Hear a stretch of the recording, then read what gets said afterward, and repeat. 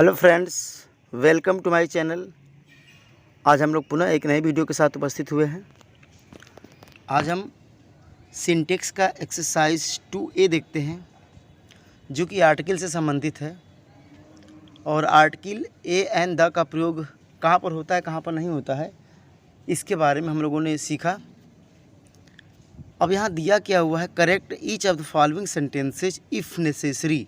कह रहा है कि प्रत्येक सेंटेंस को क्या करना है, करेक्ट करना है। इफ़ नेसेसरी, यदि आवश्यक हो तो। यदि आवश्यक नहीं है, आपको लग रहा है कि ये सेंटेंस बिल्कुल सही है, तो उसमें कोई मॉडिफिकेशन की आवश्यकता नहीं है। क्लियर? यदि उसमें लग रहा है कि नहीं हाँ गलत है, तो उसको सही करना है। ये चीज़ें ध्यान देनी है। तो आइए हम देखते हैं कौन सा सेंटेंस है जो सही है और कौन सा सेंटेंस गलत है। गलत हो तो क्या गलत है, उसको हम लोग सही करेंगे। चलिए, तो फर्स्ट दिया हुआ है, moon did not appear in the sky for several days in the rainy season. यहाँ क्या कह रहा है, मून डिड नॉट अपियर, चाँद दिखाई नहीं दिया। इन द स्काई मैंने आकाश में, फॉर सेवरल डेज कई दिनों से, in the rainy season. Rainy season का मतलब ये हुआ कि बरसात के समय में कई दिनों से आकाश में चाँद दिखाई नहीं दिया। तो आपको पता है कि जो चीज़ केवल इकलौती हो इस पूरी दुनिया में, इकलौती, हालांकि मैं नहीं कह सकता हूँ कि ये जो हमारा सौरमंडल है इसमें चाँद एक है, हो सकता है बहुत सारे सौरमंडल हो, तो लेकिन हम जहाँ तक जानते हैं कि मून एक है। हमारे इस सौरमंडल में मून एक है। तो कोई भी चीज़ जब इकलौती हो, अकेली हो, जैसे सन हो गया, सन भी एक ही है, तो इसके लिए हम क्या करते हैं, दी का प्रयोग करते हैं, अर्थात इसके जैसा कोई ना हो। तो हम क्या करेंगे, मून के पहले हम द लगा देते हैं। क्या लगा देंगे, द। ये बात आपको ध्यान देनी है। तो हो जाएगा दी मून। अब मून को यम छोटा कर देंगे, क्योंकि हमने यहाँ पर लिख दिया द, तो जो फर्स्ट लेटर है वो यम था, बड़ा था, यहाँ पर अब क्या हो जाएगा, छोटे से। The moon did not appear in the sky for several days. यहाँ तक बिल्कुल हो गया सही, इसमें कोई दिक्कत नहीं है। अच्छा, आगे जाल करके ये एक मैटर फंसता है, इन द रेनी सीजन। ये जो वर्ड यहाँ से लिखा हुआ है in the rainy season, actually आपकी जो एक्सीलेंट बुक ये बता रही है कि मौसमों के नाम के पहले, मौसमों के नाम के पहले द का किसी भी आर्टिकल का प्रयोग नहीं किया जाता है। अर्थात इसके हिसाब से जो लिखा हुआ है रेनी सीजन, ये भी एक बरसात का मौसम है, तो यहाँ पर द नहीं लगना चाहिए। लेकिन बहुत सारे बुक्स में हमने ये भी देखा कि द का प्रयोग किया गया है। तो आप अभी यहाँ पर क्या करिए, इन द रेनी सीजन रहने दीजिए, ठीक है। हालांकि एक्सीलेंट में दिया हुआ है कि मौसमों के नाम के पहले हम क्या करते हैं, द का प्रयोग नहीं करते हैं। तो क्या हो जाता, क्या बना, मैं इसको बोल दे रहा हूँ, the moon did not appear in the sky for several days in the rainy season. क्योंकि मैंने ये भी देखा है कि द रेनी सीजन को और किस नाम से जानते हैं, वेट सीजन। तो वहाँ पर लिखा हुआ है द वेट सीजन, या फिर द मानसून सीजन, या फिर इन द रेनी सीजन। ये सारे वर्ड मिले किताब में, जबकि आपकी एक्सीलेंट कह रही है कि मौसम के नाम के पहले हम द का प्रयोग नहीं करते हैं। तो यदि आप नहीं करते हैं तो भी सही है, यदि आप करते हैं तो भी सही है। ये बात आप समझ लीजिए। तो इसलिए हमने क्या किया, यहाँ पर द को रहने दिया, कोई छेड़छाड़ हमने नहीं किया। आइए अब हम देखते हैं, can you draw map of India. क्या तुम भारत का नक्शा खींच सकते हो। तो यहाँ ड्रा करा है, इसका मतलब एक नक्शा की बात चल रही है, भारत का एक नक्शा, अर्थ यही निकल रहा है। तो बस हम क्या कर देते हैं, मैप के पहले इसमें क्या कर देंगे, हम ए लगा देंगे। तो क्या हो जाएगा, can you draw a map of India. Can you draw a map of India, इसको ऐसे कर लेंगे। बाकी इसमें कोई दिक्कत नहीं है, सब सही है। हम तीसरा बात करते हैं, peacock is the national bird of our country. यहाँ जो पीकॉक है, इसको ध्यान से आप लोग देखेंगे, ये जो पीकॉक है वो क्या है, एक कॉमन नाउन है। क्या है, एक कॉमन नाउन है। आपको पता होना चाहिए कि कॉमन नाउन के पहले हम क्या करते हैं, द का प्रयोग करते हैं। जैसे दी हॉर्स लिख देते हैं, दी काऊ लिख देते हैं, जो भी चीज़ है। तो यहाँ पर पीकॉक भी एक कॉमन नाउन है, तो इसके पहले हम क्या कर लेंगे, द का प्रयोग करेंगे। तो हो जाएगा the peacock is the national bird of our country. इसमें कुछ नहीं करना था, केवल द लगाना था एक जगह। आइए हम सेंटेंस 4 देखते हैं। 4 में देखिए, ओनली बेस्ट क्वालिटी गुड्स माने वस्तुएं is sold at this shop. केवल अच्छी गुणवत्ता वाली वस्तुएं इस दुकान पर बेची जाती हैं। तो इसका मतलब क्या लगा, आप ध्यान समझिए। यहाँ पर बेस्ट लगा हुआ है। आपको पता है कि जो बेस्ट है वो सुपरलेटिव डिग्री है। बेस्ट कौन सी डिग्री है, सुपरलेटिव डिग्री। यदि आप नहीं जानते तो जान लीजिए। गुड पॉजिटिव डिग्री होती है, बेटर कंपैरेटिव डिग्री होती है और बेस्ट सुपरलेटिव। तो सुपरलेटिव डिग्री के पहले भी हम क्या करते हैं, द का प्रयोग करते हैं। तो बस बेस्ट के पहले आप क्या लगा देंगे, the. Only the best quality goods is sold at this shop. Clear. तो इसको आप ऐसे बना सकते हैं, कोई डाउट्स होना नहीं चाहिए आप लोगों को। अब हम पाँचवां देखते हैं। पाँचवां देखिए क्या कह रहा है sentence, English is not easy language. अंग्रेजी आसान भाषा नहीं है। तो यहाँ पर अंग्रेजी एक आसान भाषा नहीं है। तो निश्चित रूप से यहाँ पर एक का अर्थ निकल रहा है और एक के लिए हम क्या लगाते हैं, ईजी के पहले क्या लगाएंगे, ईजी जब हम लिखेंगे तो ऐसे लिखेंगे। इसका मतलब ये हमारा उच्चारण कैसे निकल गया, स्वर जैसा। तो इसके पहले हम क्या लगा देंगे, एन लगाएंगे। तो क्या हो जाएगा, English is not an easy language. बस तो आपको करना है क्या है, ईजी के पहले क्या लगा देना है, an. English is not an easy language, ऐसे कर लेंगे। क्लियर। चलिए हम आगे देखते हैं। नेक्स्ट देखिए, mount Everest is the highest peak in the Himalayas. तो देखिए मैंने बोला था यदि कोई पर्वतमाला है, रेंज है, एक तरह से मतलब कोई रेंज है, तो वहाँ पर हम द का प्रयोग करते हैं। जैसे हमने कहा था कि हिमालय एक रेंज है, लेकिन अगर उसकी एक स्पेशल पीक हो कहीं पे, जैसे माउंट एवरेस्ट एक पीक है, तो जहाँ पीक होती है वहाँ पर हम क्या करते हैं, द का प्रयोग नहीं करते हैं। तो निश्चित रूप से माउंट एवरेस्ट के पहले हम क्या करेंगे, द का प्रयोग नहीं करेंगे। ये तो बिल्कुल सही दिया हुआ है। फिर is the highest, superlative degree highest है, यहाँ द दिया हुआ, ये भी सही है। फिर इन द हिमालयस, हिमालय एक क्या है, पर्वतमाला है, तो इसके पहले द लगा हुआ है। तो इसका मतलब कि कहाँ लगना चाहिए वहाँ लगा है, कहाँ नहीं लगना चाहिए वहाँ भी दिया हुआ है। माउंट एवरेस्ट पर नहीं लगना चाहिए तो बिल्कुल सही है, हाईएस्ट के पहले लगना चाहिए तो बिल्कुल सही है, हिमालय के पहले लगना चाहिए तो ये भी बिल्कुल सही है। इसका मतलब ये वाला करेक्ट हमारा सेंटेंस है। तो इसका मतलब कि इसमें हमें कोई करेक्शन नहीं करना है, अर्थात हम कह सकते हैं नो एरर, नो एरर। समझ गए। एग्जाम में आप अगर चाहिए तो पूरा सेंटेंस लिख सकते हैं या फिर हम सीधे सीधे लिख सकते हैं नो एरर, ये भी लिखा जा सकता है। क्लियर। चलिए हम सातवां देखते हैं अब। It was such a bad weather at Mussoorie that we had to stay at home. कह रहा it was such a bad weather at Mussoorie, मतलब जो मसूरी है वहाँ पर जो वेदर है वो क्या है, सच ए बैड, मतलब इतना बुरा मौसम है कि we had to stay at home, हमें घर पे रुकना पड़ा। तो इसका मतलब ये हुआ कि हम इसको क्या समझ रहे हैं, यहाँ पर क्या फॉल्ट है, इसको आप ढूंढने का प्रयास करिए। तो लिखा है इट वॉज सच बैड। तो आपको पता है कि सच के बाद क्या हम करते हैं, ए लगाते हैं, ए और एन का प्रयोग होता है। तो सच के बाद ए लगा हुआ आर्टिकल, तो ये सही है। बैड वेदर एट मसूरी लगा हुआ, इसमें भी कोई दिक्कत नहीं है, सही है। आगे देखिए, that we had to stay at home, मतलब ये सारे के सारे जो सेंटेंस हैं वो सही है, इसमें कोई करेक्शन नहीं है। तो हम कह सकते हैं कि ये वाला सेंटेंस भी करेक्ट है, इसमें कोई एरर नहीं है, क्योंकि इसमें कोई एरर नहीं है। आप देख सकते हैं सच के बाद ए लगा हुआ है, तो इसका मतलब यहाँ आर्टिकल लगा हुआ है। अगर ये नहीं रहता तो फिर हम ए लगा देते यहाँ पे। क्लियर। चलिए हम आठवां देख लेते हैं। अब आठवां देखिए क्या है, he took to the habit of smoking at early age. कह रहा है उसने स्मोकिंग की आदत पकड़ ली, एट अर्ली एज माने कम उम्र में, उसने कम उम्र में नशा की आदत पकड़ ली, धूम्रपान की आदत पकड़ ली। स्मोकिंग का मतलब होता है धूम्रपान करना।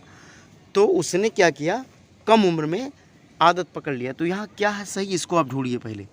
चलिए, तो यहाँ पर लिखा हुआ he took to the habit of smoking, बिल्कुल सही है, यहाँ तक तो कोई दिक्कत नहीं। एट अर्ली एज, अब अर्ली एज लगा हुआ है ना, अर्ली माने जल्दी, तो बस अर्ली के पहले आपको क्या लगाना है, एक आर्टिकल लगानी है, और वो आर्टिकल क्या लगेगी, एन, क्या लग जाएगी, एन।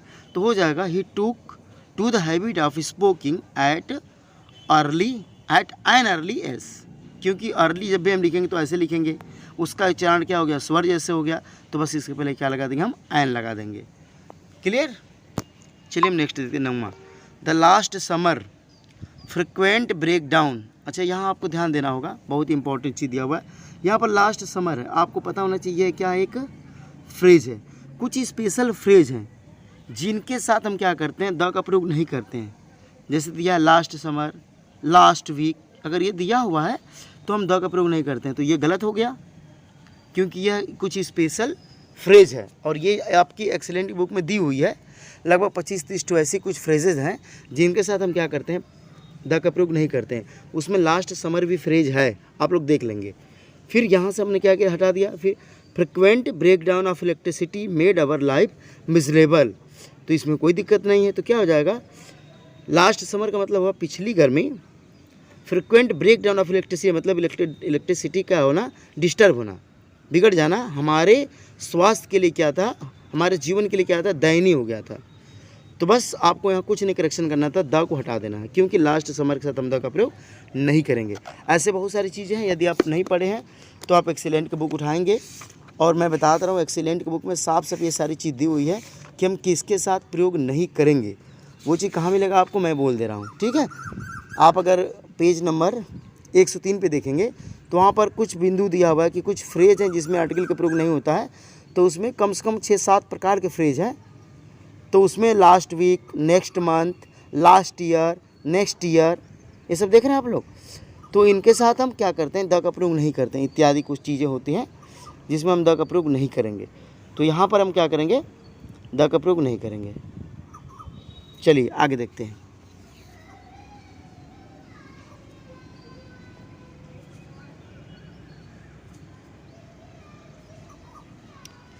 आइए नेक्स्ट हम देखते हैं। Doctor Radha Krishnan was a great philosopher and scholar. Doctor Radha Krishnan एक महान दार्शनिक थे और विद्वान थे। तो अब सोचिए आप लोग, doctor Radha Krishnan was a great philosopher and scholar, इस वाले वाक्य में क्या लग रहा है आप लोगों को। आप 10th देखिए, 10वां देखिए, तो 10वें में क्या लग रहा है कि इसमें तो कोई एरर ही नहीं है, क्योंकि डॉक्टर राधा कृष्णन क्या है, एक नाउन, कौन सा नाउन है, प्रॉपर नाउन है, तो यहाँ द तो लगेगा नहीं।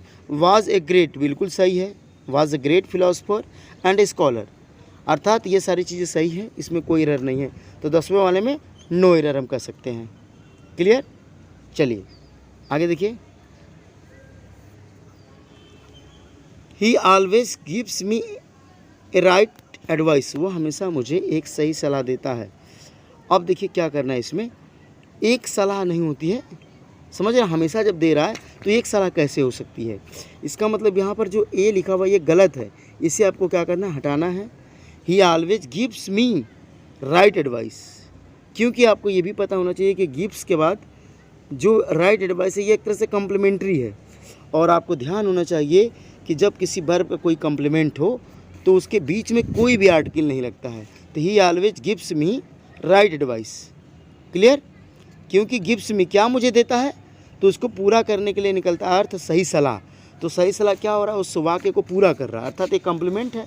और जब कम्प्लीमेंट लगता है तो बीच में कोई भी आर्टिकल का प्रयोग नहीं करते हैं। तो he always gives me right advice. Clear. अच्छा हम देखते हैं 12वां। My father become member of parliament in 2006। मेरे पिता मेंबर ऑफ पार्लियामेंट का मतलब हुआ कि सांसद, 2006 में सांसद बने। तो इस वाले सेंटेंस को जरा आप लोग देखिए, इसमें क्या हो सकता है, एक सदस्य बने। अभी हमने पढ़ाया था उसमें कि एक मेंबर बने। जब ऐसे सेंटेंस आते तो हम क्या लगाते थे, एक सदस्य बने, ठीक है। तो माय फादर बीकेम, यहाँ पर आपको कुछ नहीं करना है, ए मेंबर लगा देना, ए मेंबर ऑफ पार्लियामेंट इन 2006। तो क्या बन जाएगा, my father Beckham A member of parliament in 2006। Clear. तो इसको हम ऐसे भी कर सकते हैं। अच्छा हम देखते हैं 13वां।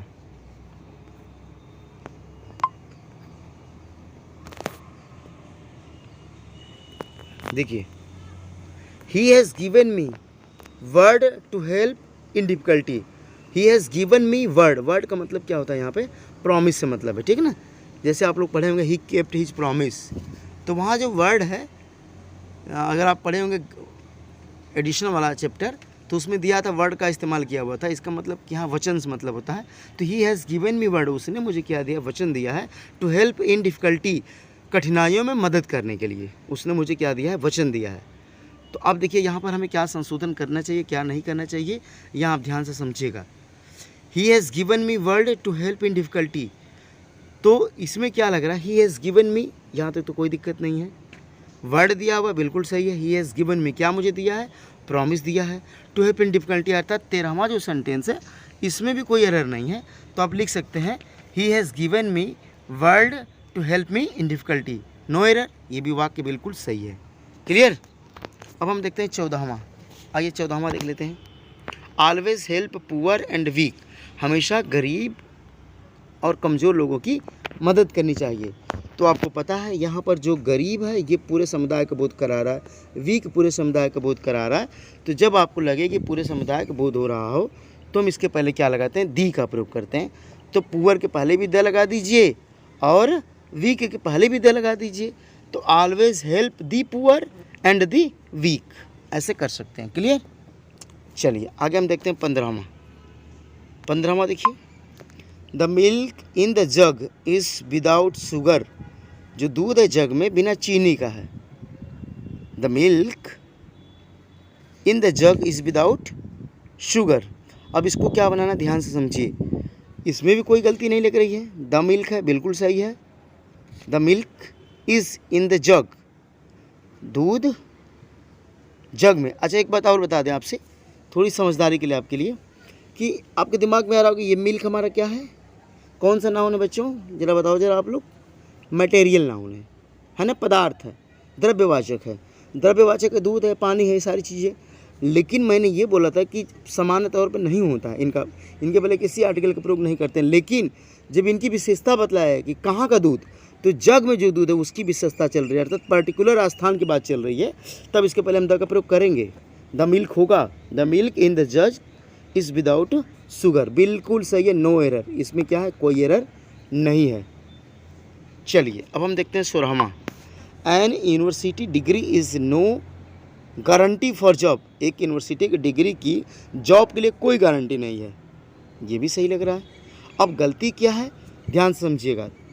यहाँ पर यूनिवर्सिटी है, यूनिवर्सिटी जब भी हम लिखते हैं तो ऐसे लिखते हैं, ऐसे लिखते हैं, अर्थात जब हिंदी उच्चारण इसका क्या आ जाता है, एक व्यंजन जैसे आ जाता है। तो जब व्यंजन जैसे आएगा तो इसको पहले हम क्या लगाएंगे, ए लगाएंगे कि एन लगाएंगे।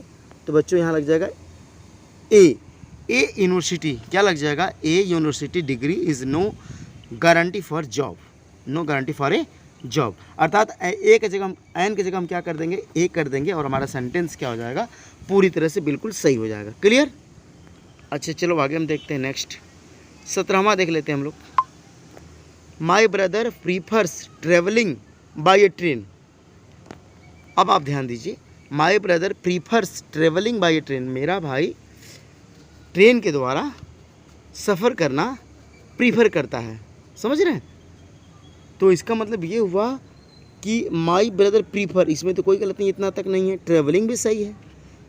अच्छा बाई ए ट्रेन जो लगा हुआ है यहाँ पे, आपको पता होना चाहिए, मैंने बोला था कि जो कुछ फ्रेज है जिनके आगे आर्टिकल नहीं लगता, जैसे by train, on foot, by air, by sea, by water इत्यादि, ये सारी चीज़ें हैं। तो फिर इसमें ए का कोई सवाल ही नहीं हो रहा है, बाई ट्रेन हो जाएगा और ए को हम क्या करेंगे, हटा देंगे यहाँ से, समझ गए। तो हो जाएगा my brother prefers travelling by train, ऐसे कर देंगे। क्लियर। अब हम देखते हैं 18वां, हम लोगों ने बहुत ही जल्दी पूरा कर लिया, बस समाप्त होने वाला है। 18वां देखिए, the strike was declared illegal, समझ गए, जो स्ट्राइक थी वो इलीगल घोषित कर दी गई। इलीगल मतलब असंवैधानिक। And the strikers were went to prison, और जो स्ट्राइकर थे वे कहाँ चले गए, जेल चले गए। तो जब इसको बनाएंगे तो क्या हो जाएगा, समझने का प्रयास करिए। The strike was declared illegal and the striker were went to prison. इसमें जो सेंटेंस है बिल्कुल सही लग रहा है, क्योंकि द स्ट्राइकर वॉज, आप यहाँ देख सकते हैं, the striker was declared illegal, बिल्कुल सही है। And the strikers were sent to prison, ये भी सही है। तो सब मिला के ये सेंटेंस हमारा सही है, नो एरर।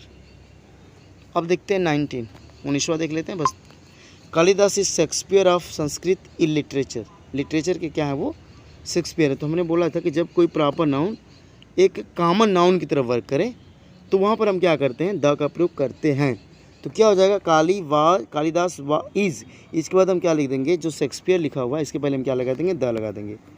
तो Kalidas is the Shakespeare of Sanskrit literature, इसके बाद सही हो जाएगा। नेक्स्ट देखिए, an a honest man values honesty above everything in life, मतलब एक ईमानदार आदमी अपने जीवन में सब कुछ के ऊपर ईमानदारी को महत्व देता है।